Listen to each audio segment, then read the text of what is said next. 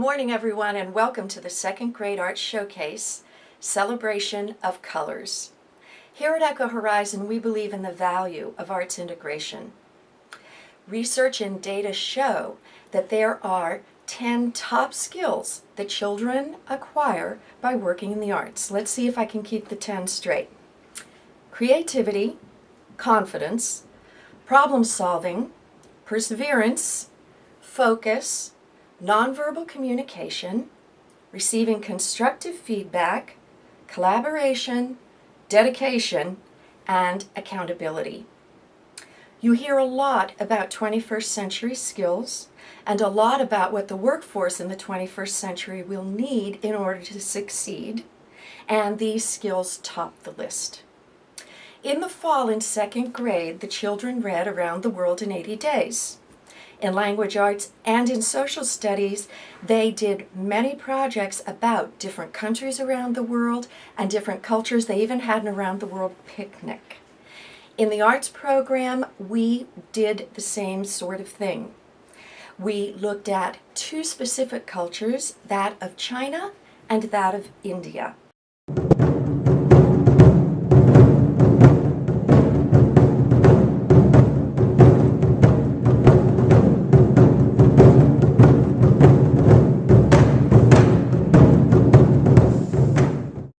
In China, they celebrate the Spring Festival of Chinese New Year, and it's a festival that celebrates the bad luck of the past year being over and ushering in the new, good luck of the new year.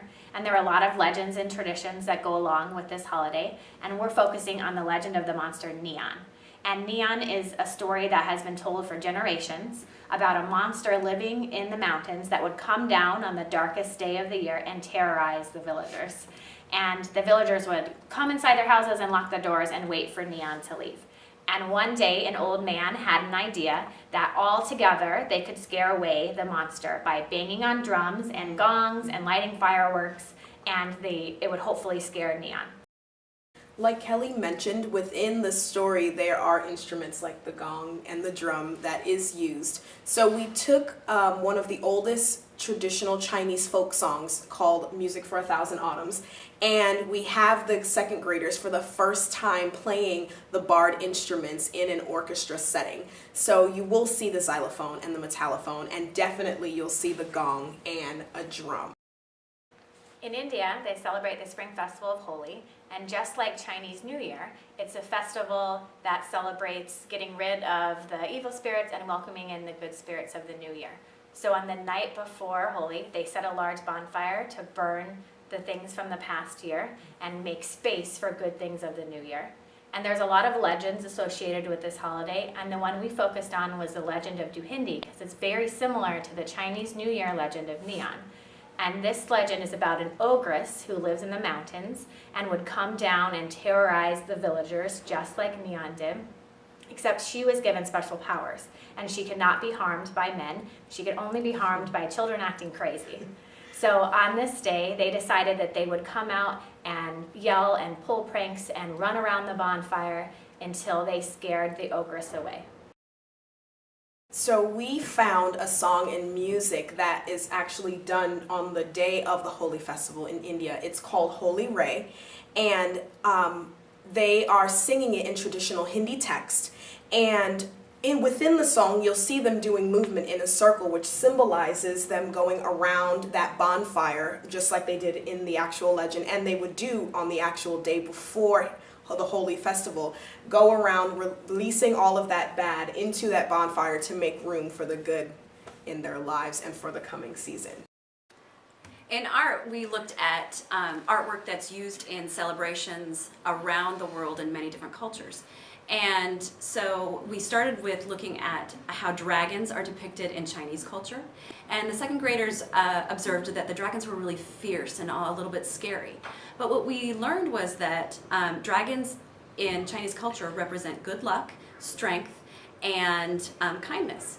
So they created drawings of dragons that depicted the dragon's body really long and winding and overlapping. And that's exactly what you're going to see in the Chinese dragon dance. They used artwork specifically from their classroom, and they're going to be using these pathways to create their dragon dance.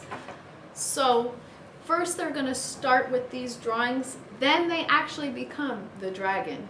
So in art, they created a life-size dragon to help them become this dragon. They designed it and constructed a full Chinese dancing dragon to use as a prop in their dance. For the Holi celebration, they did a classical Indian dance called Kathak. In this dance, they're telling a story with their hands, and they're retelling a story that they actually did in theater arts. In this dance, you're also going to be seeing really specific poses with their hands and their face tilted to the side because they're looking at their hands as they're telling the story.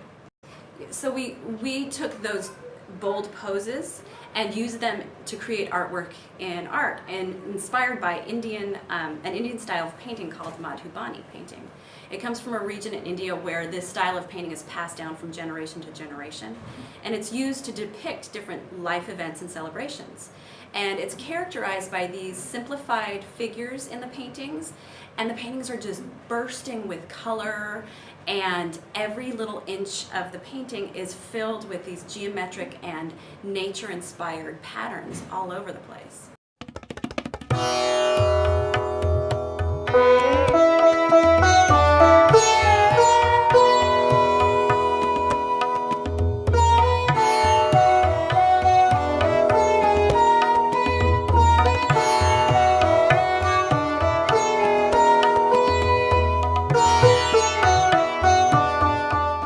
Get ready for the second grade art showcase. Celebration of colors. Let's celebrate!